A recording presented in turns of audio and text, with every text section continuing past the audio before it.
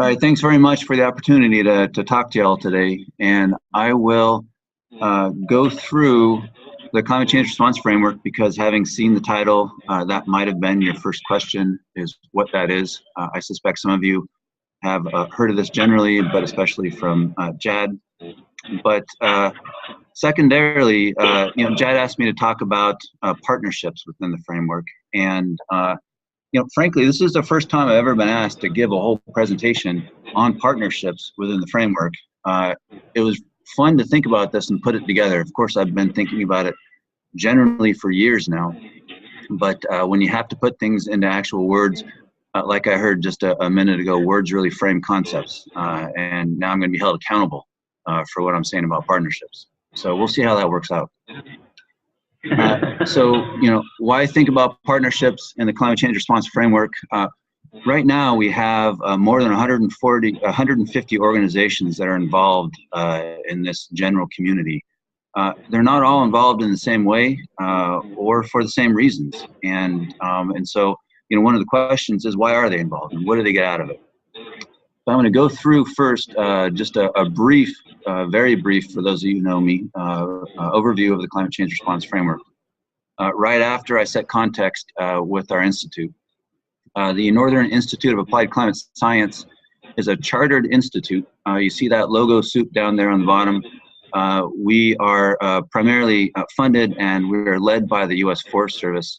But we have a lot of organizational members, universities, conservation organizations, and the Great Lakes Indian Fish and Wildlife Commission that support us in various ways. And they have often different views of how to work on the landscape, what appropriate forest management may be, and how to really even work with climate change.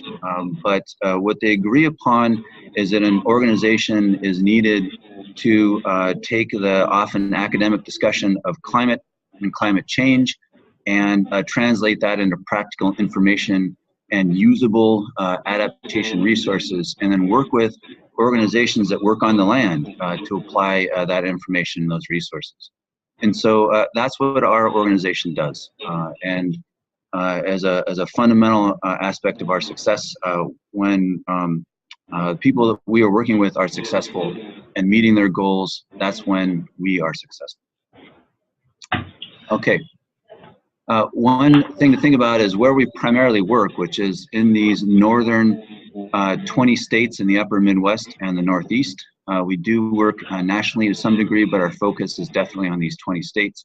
If you think about the forest ownership in this region, it is very diverse and amongst the most diverse in the country.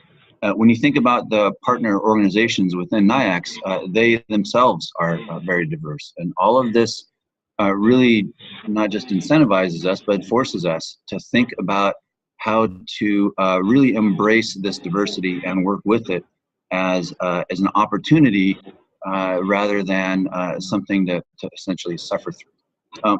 Because when you think about this diversity, both in ecosystems and ownership, really what that translates into are huge diversity in values. And when you look at forest management is always based in values. And when you think about climate-informed decisions, those themselves, again, are based in values. And so how do we accommodate the diversity of ecosystems, the diversity of values that underlie the management of those forest ecosystems? The way that we went about doing this is to create what eventually we called the Climate Change Response Framework. It is a structured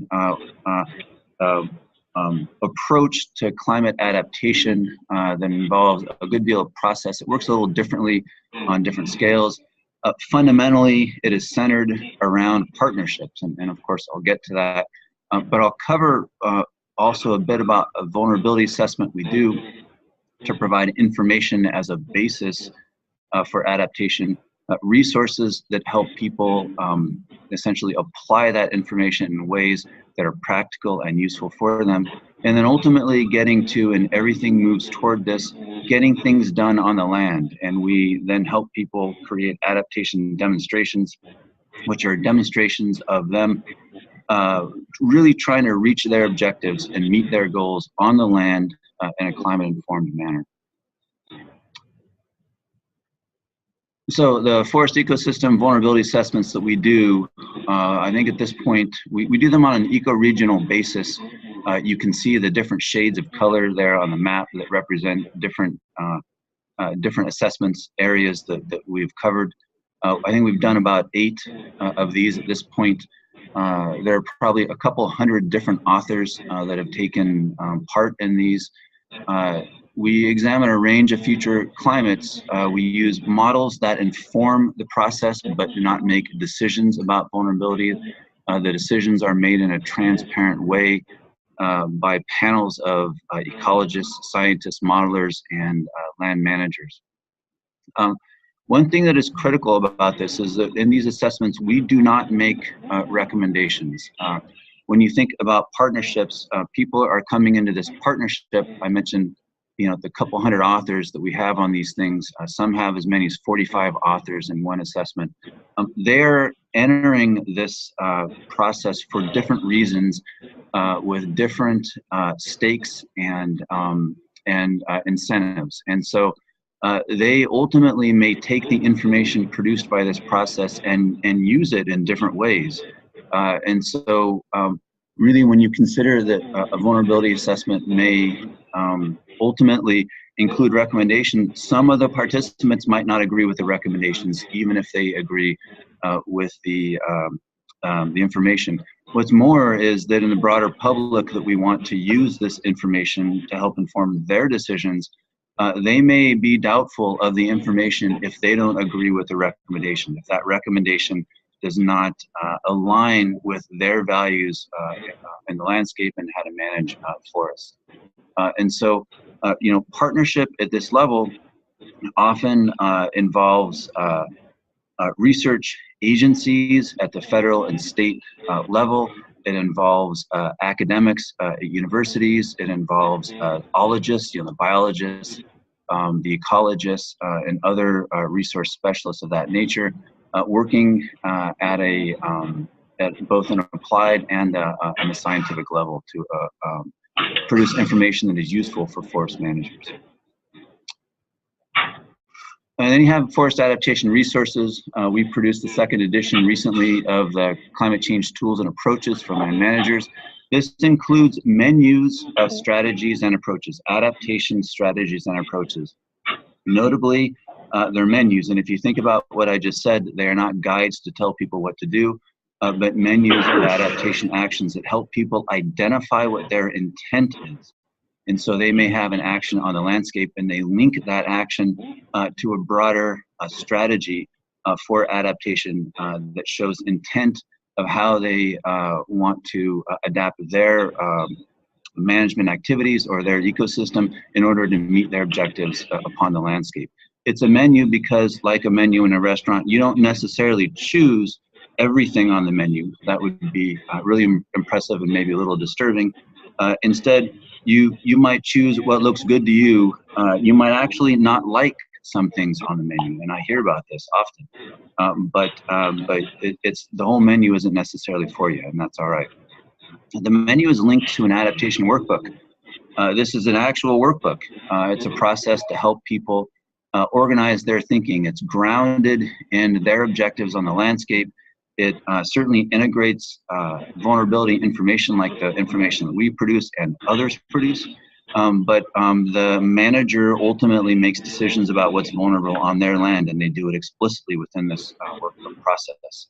They reconsider their objectives and they think about how they might alter their objectives or alter their actions or alter their ecosystem to better meet their objectives. And essentially those alterations, or if they decide really that what they're doing is good, that's all that adaptation really is. But we help people to be explicit and again, to show their intentionality by identifying what the broader adaptation strategy they're approaching looks like. So what we do is we bring groups through this process, and at this point we have more than 200 adaptation demonstrations. And so These are on all different kinds of ownerships, and they are real-world projects. So this isn't a theoretical exercise. These are projects that are happening on the ground in which people have gone through, all of them have gone through this same process and then made climate-informed decisions about how they're going to implement their projects on the ground in a manner that helps meet their objectives or helps reach their objectives. And so one of the things that we have a goal of doing in this process then is helping organizations not only to meet their own goals, but to understand the goals of others, to learn how others are coping with what they consider to be climate threats in ways that mitigate those threats and help them reach their objectives more effectively. And in some cases, that's a steep learning curve from one organization to the next. And just as people often don't agree with forestry as it's done now between organizations, it takes a little bit of tolerance to think about how they're going to deal with adaptation. But equally with adaptation in modern forestry, there's a huge diversity of approaches out there, and there's not one way to do things. Likewise, in adaptation, there is not a single silver bullet. And what's more is that given the rapid rate of climate change and the way that it's beginning to affect forests, the greater diversity of approach, the greater diversity of thinking, and then the faster that we can share information, the more likely we are to cope with these issues in a really productive manner with the least waste of time and the least degradation of resources. One of the things that we do then is share information from our partners on the internet so that people can see the diverse lands, objectives. They can see the differences between organizations, both in their objectives and in the way that they manage for those objectives. But they can also see how there are shared perspectives. At this point, we have about 130 of these online. So when you think about partnership on this level, really the organizations, they're just trying to get their work done. We're bringing a process that helps them get that work done in a more climate-informed manner so they can walk forward into that range of plausible futures with their eyes wide open, making decisions with clear intentionality. Share their thoughts and their objectives and their approaches with others so that others might learn. So certainly they're in it for their own reasons, but they also allow us to share some of those reasons, which helps others learn. So to this partnership model bit, I struggled a bit with this, trying to come up with something that would make me sound maybe more intelligent than I actually am. Ultimately, I just came back to the stone soup approach and figured maybe just being as clear as I could would be better than just sounding impressive. So really, the stone soup approach is the way that we take on this issue, because it is a massive issue, and we're a small institute, and there's only so much we can do. But I would say we have an outsized effect because we are so inclusive of the perspectives and the willingness to contribute of other organizations. I want to provide a juxtaposition with this sort of partnership model of stone soup, which I think we're all aware of. I won't recount the whole fable right now, with this idea of the tragedy of the commons. And so the tragedy here, of course, is not just the degradation of resources, but that people are actually acting in a logical manner in pursuit of their self-interest. But that everybody doing that at once really creates a lose-lose situation in which those resources are degraded. And that's the real tragedy, is that they are acting rationally, but not for the greater good. And so when you come back to this idea of the stone soup, people are still acting in self-interest here. It includes very much that concept of acting in self-interest and acting rationally, but ultimately for the greater good. And so, what is it that it takes to get there?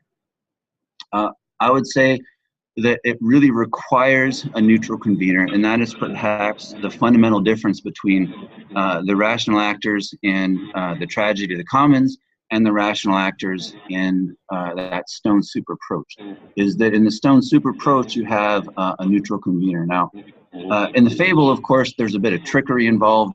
I would say that, you know, my use of this analogy fails a bit there, because we really emphasize transparency and the trust of that neutral convener, especially with a topic as controversial as climate change tends to be. That trust is really essential. And one critical way of building that trust is for the convener, and this is something we swear by, to always remember that the discussion, the project, the product, whatever we are doing in the moment with one of the partners is not about us. It's not about the convener. It is about the project. It is about the partner. It is about the larger discussion that we're having. That means that, again, we don't bring our biases and recommendations to that discussion. At the core, what we're doing is convening something that is larger and more important than us. So this concept of the convener is central to the idea of a stone soup approach. And it's where I think when you don't have something like that, that again, the rational actors create the tragedy by falling into the tragedy of the commons. Secondarily, it really relies then on self-interest. If it requires a neutral convener, this entire process is still based on self-interest. We don't expect that everybody who engages with us in partnership at the different levels, whether it's creating a vulnerability assessment, whether it is participating in creating resources to help people apply information, or whether they're just getting their own jobs done but allowing us to call it a demonstration. They're not all getting into this for the same reasons. They don't necessarily have aligned interests. Some of them may be working towards the greater good as they see it, which may be different than how we see it. Some of them may be doing this purely for self-interest, and that's just fine. We don't need everybody to be doing things for the same reasons or working in lockstep. Further, it's on us as the conveners to show them that their self-interest will be rewarded.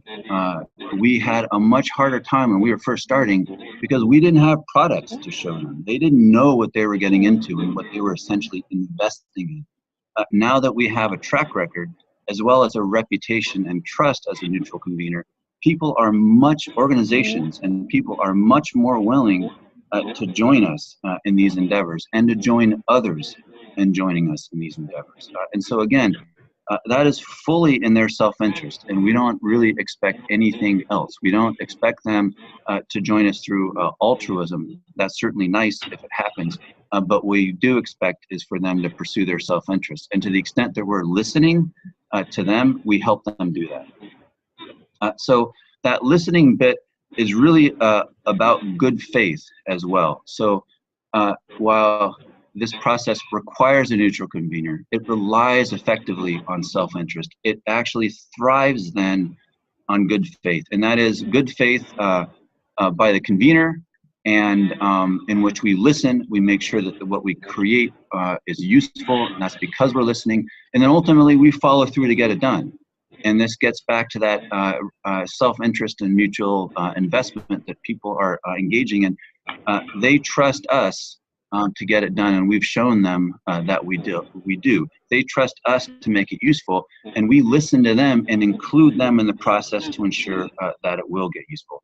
All of that is based upon good faith. You can get it done without the good faith, but it won't be as good fundamentally. And then finally, there's that idea, again, of learning by doing and learning together. And so when we hold workshops in which we bring as many as 10 organizations into the same workshop to work through this adaptation planning process, they're sharing information with each other. They're sharing their perspectives, and they don't have to agree with each other, and they don't always do so. But they're all in there learning from each other actively, and that's an act of good faith, again. And so that is fundamental to the process. And frankly, coming together like that in these workshops and hearing from other organizations, and we have done dozens of these workshops, that is always the highest rated portion of these workshops, is the organizations hear from other organizations. So you need a neutral convener. It relies on self-interest. The neutral convener offsets that bit of falling into the, sorry, I'm not supposed to use the word offset. I promise I didn't use it in a carbon sense.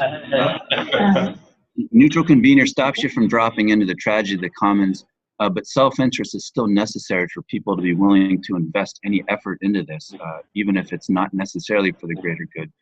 But then the good faith is really what makes this thrive, I think. So I'll just finish by saying that ultimately, when we're most successful in the work that we do and in the partnerships that we engage in at all of these different levels that we engage in them with, whether it's with a researcher or a practitioner, it's when we remember that it is really not about climate. We're a climate group, but what we do is not about climate. What we do is about people and then the places that they work in. And their decisions are going to be about their values and their places, not about climate. When we remember that, it shapes everything we do differently and we're more successful. Thank you.